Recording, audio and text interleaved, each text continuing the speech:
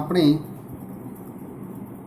નીચેના વાક્યો જોઈએ કે એની અંદર નીચેના વાક્યો કોણ બોલે છે અને કોણ બોલી શકે છે, કોણ બોલે છે અને કોણ બોલી શકે છે. જો છોટું બોલે તો સી અને મોટું બોલે તો એમ અને બંને બોલતા હોય તો સી એમ. એમ બે શબ્દો લખવાના છે, આપણે બંને લખવાના છે. તો જોઈએ કે પહેલું વાક્ય જોઈએ કે કોણ બોલે છે. ડોન્ટ ડિસ્ટર્બ મી, તો આપણને ખબર છે કે મોટું બોલે છે તો શું આવશે? એમ આવશે. આપણે શું લઈશું? એમ. તો એમ આપણે લઈશું.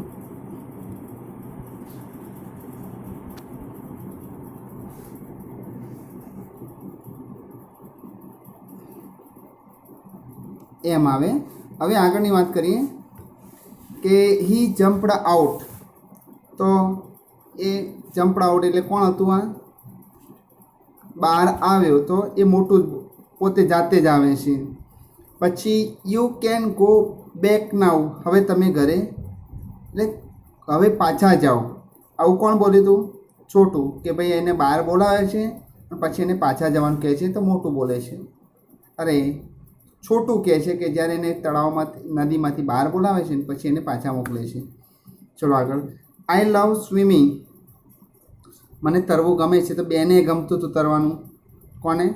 છોટુંને ગમતું હતું અને મોટુંને. આઈ એમ એ રેટ, હું ઉંદર છું, તો છોટું નામ હતું. આઈ હેવ એ ટેઇલ, પૂંછડી, તો બેને પૂંછડી હતી તો સી છોટું, એમ મોટું. અને સાતમું કહે છે કે આઈ એમ એ બિગ એનિમલ, હું મોટું પ્રાણી છું. એ હવે કોણ હતું?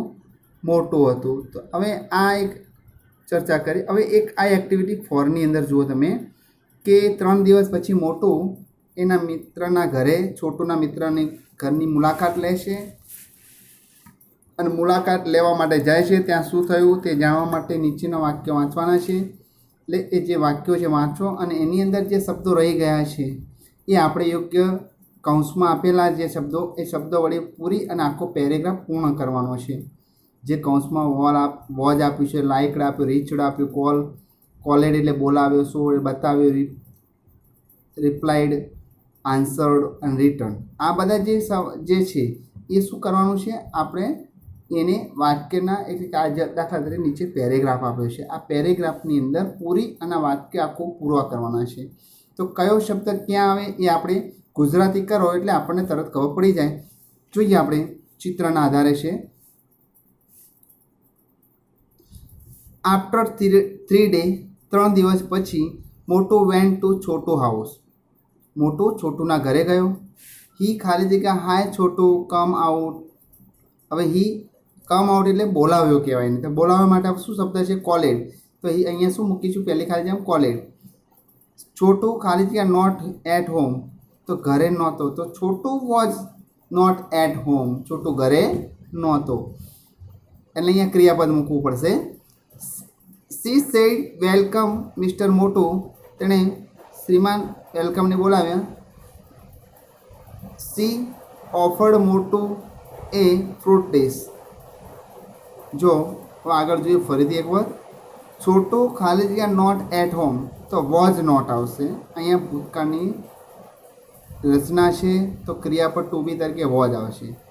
અને હિઝ વાઇફ વોઝ, જે છોટી હતી એ છોટી એની પત્ની હતી. તો છોટી હિઝ વાઇફ કેમ આઉટ, એ ઘરે નહોતો એટલે એની પત્ની બહાર આવી. સી સેડ, તેને કહ્યું, વેલકમ મિસ્ટર મોટું, તમારું સ્વાગત છે. સી ઓફર્ડ મોટું અ ફ્રૂટ ડીશ, જ્યારે મોટું આવે છે ત્યારે એક ફ્રૂટની ડીશ લઈને એના પાસે જાય છે. મોટું ખાલી જગ્યા નો થેન્ક્સ એટલે રિપ્લાઇડ એટલે જવાબ આપે છે કે ના થેન્ક્સ, આભાર. આઈ એમ ઇન હરી, હું ઉતાવળમાં છું. વેર ઇઝ છોટું, છોટું ક્યાં છે? છોટી છે.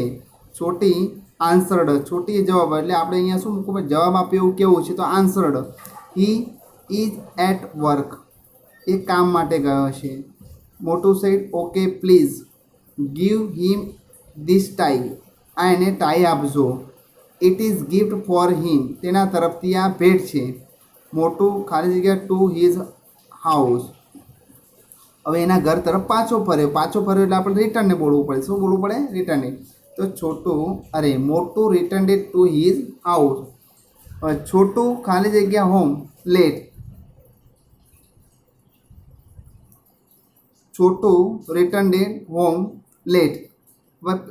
આગળની ખાલી જગ્યામાં શું કહે છે? મોટું રીચડ હિઝ હાઉસ, મોટું એના ઘરે પહોંચ્યું. કોણ? કે જ્યારે એના ઘરે પહોંચ્યો તો છોટું રિટર્ન હોમ લેટ, છોટું ઘરે મોડા પહોંચ્યો હતો. છોટી સોવડ હિમ ધ ગિફ્ટ, છોટું એને ગિફ્ટ બતાવી.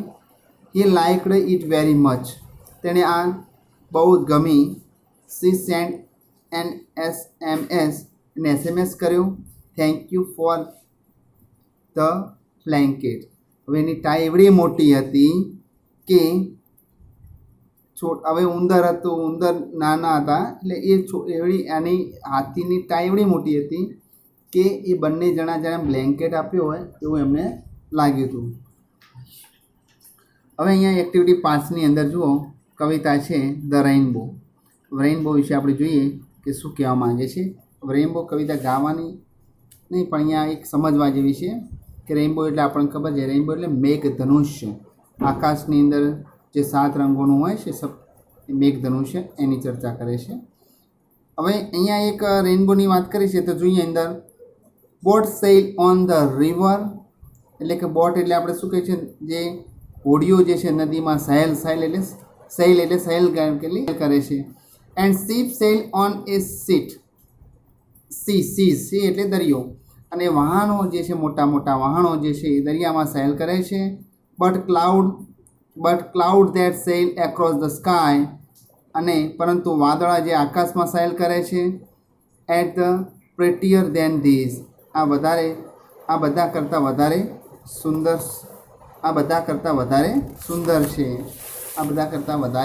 સુંદર છે. There are bridges on the river, નદીઓ ઉપર પુલ હોય છે. As pretty as the place, અને તમે ખુશ થાઓ એવા સુંદર હોય છે. તમે જુઓ નદીઓ ઉપરના પુલ તો તમને આમ ખુશ આપણે એવા સરસ બનાવેલા હોય છે. પછી બટ ધ બો દેટ બ્રિજ હેવન, હવે કે પરંતુ જે મેઘધનુષ્ય જેવા સ્વર્ગનો જે છે વાત કરે છે, સ્વર્ગને પુલ બાંધે છે, કે સ્વર્ગમાં પુલ બાંધે એવું આપણને લાગે છે. કે મેઘધનુષ્ય જ્યારે રચાય છે ત્યારે આપણને એમ લાગે પુલ જેવી રચના કરી હોય એવું આપણને આમ, એ તો તમે આમ ક્રોસ કરેલું જોવા મળે એટલે તમને જોઈ દેખાય કે કેવું આમ સરસ રાઉન્ડમાં હોય છે. એટલે આપણને એમ લાગે કે સ્વર્ગ જવા માટેનો પુલ બાંધ્યો છે એવું આપણને લાગે છે. And over tops the trees, વૃક્ષોની ટોચ ઉપરથી પસાર થાય છે. એટલે હવે એ ઉપર હોય એટલે આપણે દૂરથી જોઈએ તો આપણને એમ લાગે કે આ વૃક્ષો ઉપરથી પસાર થઈ રહ્યું છે. Builds road from the earth to sky, આપણને એવું લાગે કે ધરતીથી આકાશ તરફ જવાનો રસ્તો બનાવ્યો હોય એવું આપણને લાગે. It is prettier far than this, અને તે આ બધા કરતાં કેવું સુંદર લાગે છે. એટલે આ મેઘધનુષ્યની લાગે આપણે જોઈએ કે બધા કરતાં કેવું સુંદર લાગે છે.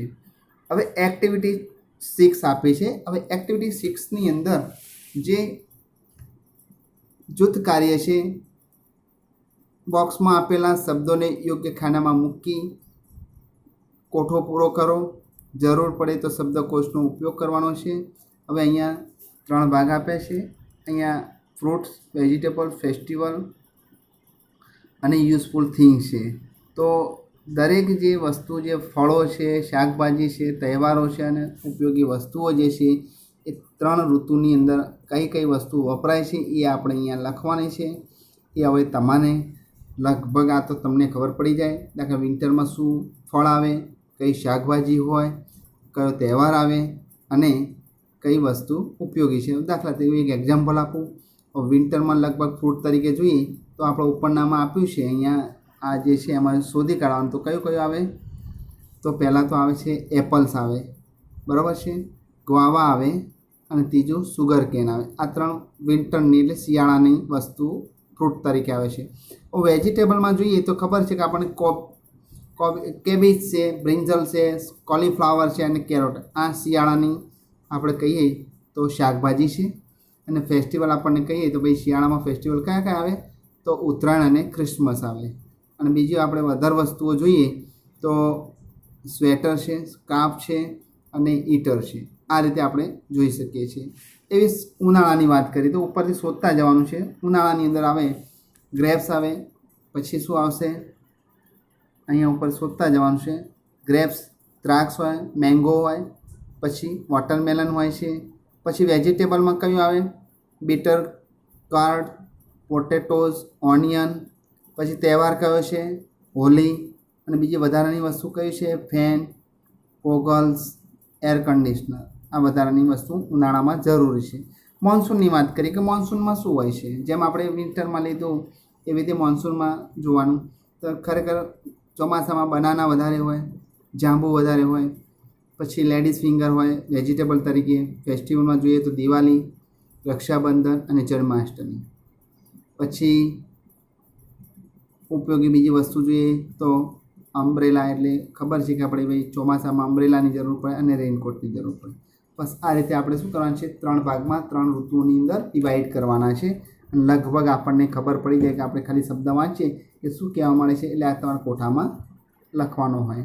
આ તો ખાલી આપણને સમજવા પૂરતું છે. બસ આ એ રીતે આપણને પણ આપ્યું છે કે દિવસો દરમિયાન કેવી રીતે યોગ્ય ગોઠવવો. અહીંયા આ એક્ટિવિટીની અંદર જોઈએ કે કોઠાની નીચે આપેલા વાક્યોને સાંભળો, બોલો. વાક્યો કયો દિવસ સૂચવે છે તે નોંધ કરો અને એ દિવસે કોઠામાં યોગ્ય ખાનામાં લખો. બરાબર છે?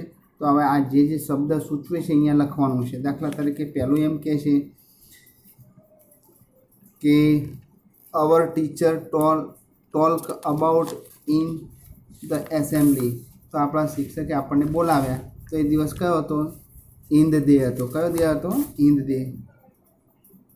અહીંયા દરેક વિષય આપણે જુઓ. દાખલા તરીકે અહીંયા વિન્ટર છે તો એ પછી જોઈએ પહેલાં અહીંયા વિન્ટર એટલે કે શિયાળાની વાત કરે છે. મંથ ઓફ યર કયા મહિનામાં આવે?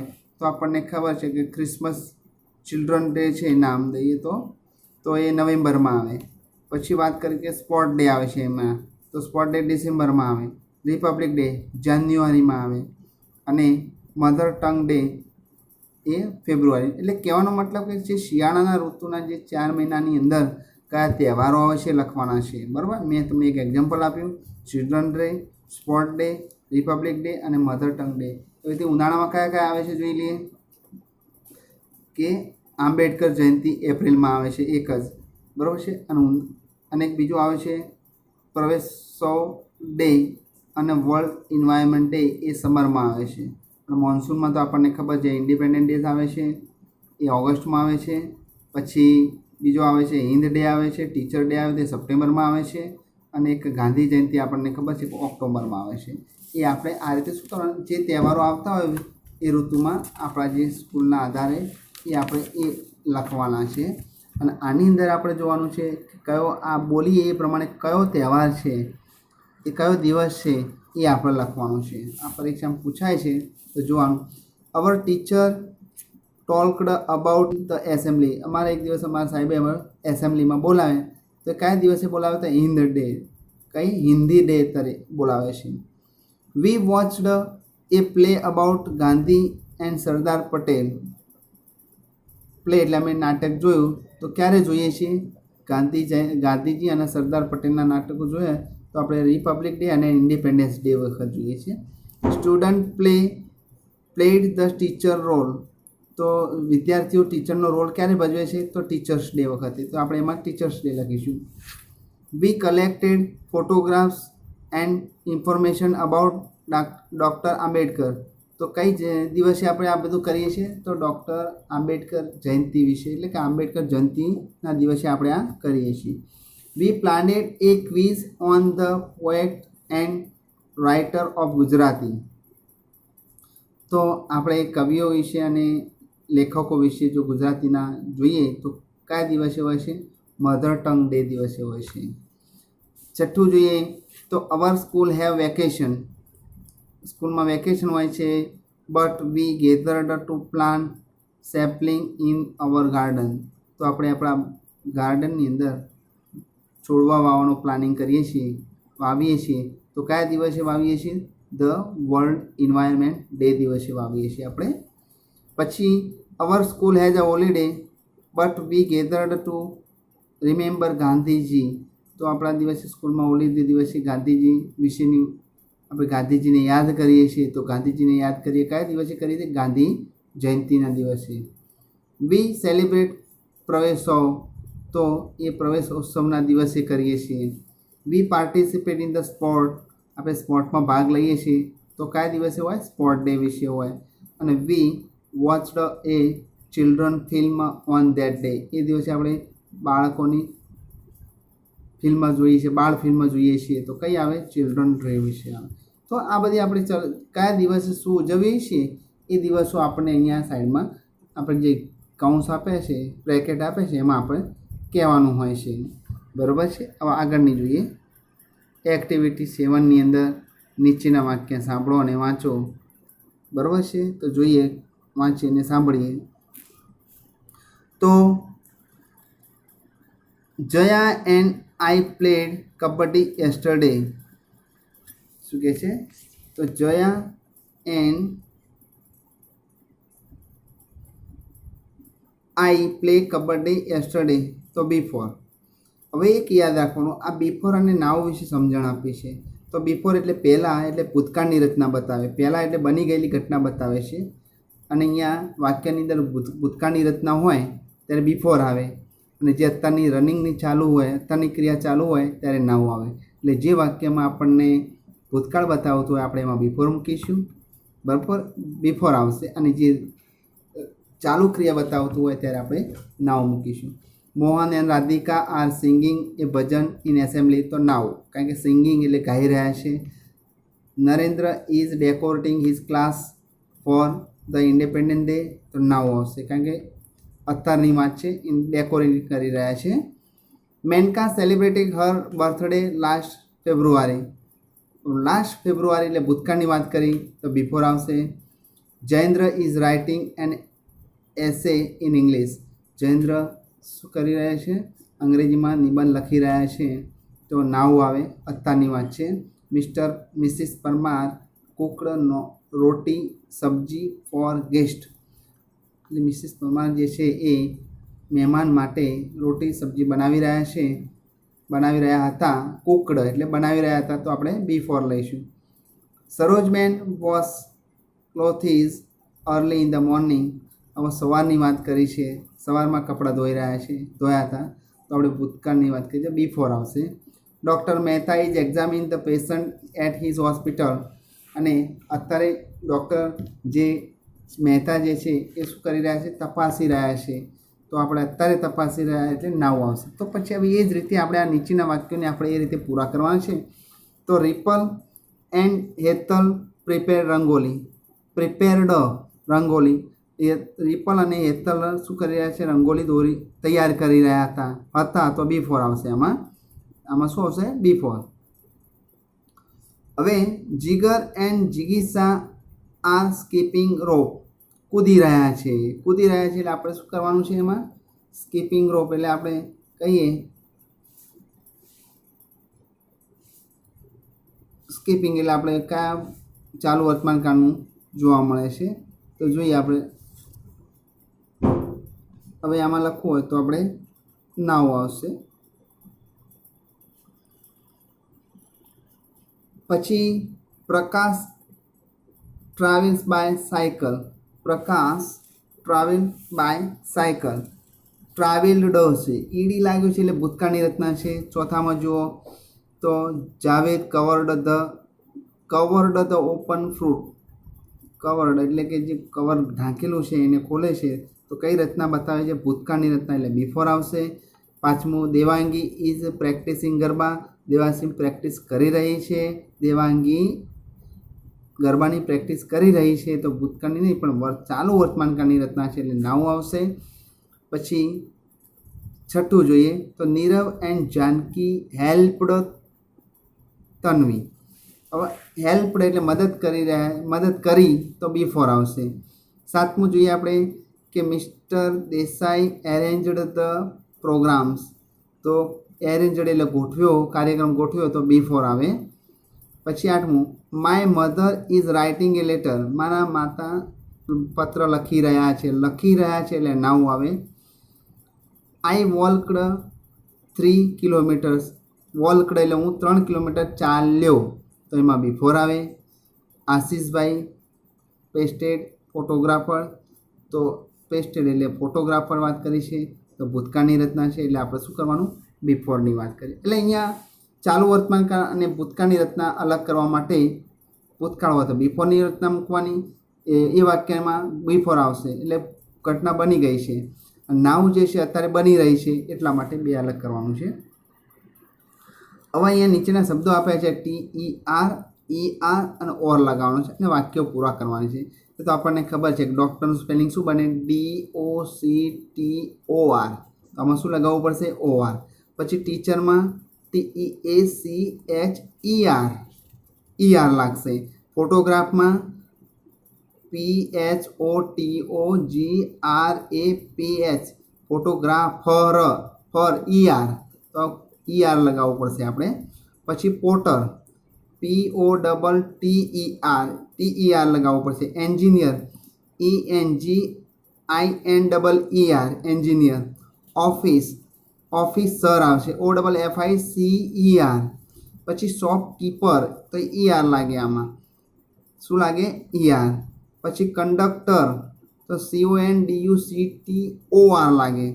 પછી કારપેન્ટર, TER લાગે આમાં, શું લાગે, TER. CARPENTER. પછી ડ્રાઈવર, VER, તો DRIVER. Fruit seller, FRUITSELLER. અને એક્ટર ACTOR લાગશે. આમ આ રીતે આપણે શબ્દો પૂરા કરવાના છે ઉપરના શબ્દોને આપ્યા એ પ્રમાણે. એક્ટિવિટી છે આપણે આ 8ની અંદર આપી છે, એમાં વિગતો પરથી તારીખના આધારે દિવસો જાણી શકાય છે. બરાબર, એ અંદર આપેલું છે, આપણે ખાલી રીડિંગ માટે છે. બરાબર, છેલ્લે અહીંયા જે અંદર શબ્દો આપ્યા છે એ આપણે એને ખાલી રીડિંગ કરવાનું છે. અહીંયા આપણે બીજો પાઠ પૂરો કરીએ છીએ. બરાબર છે.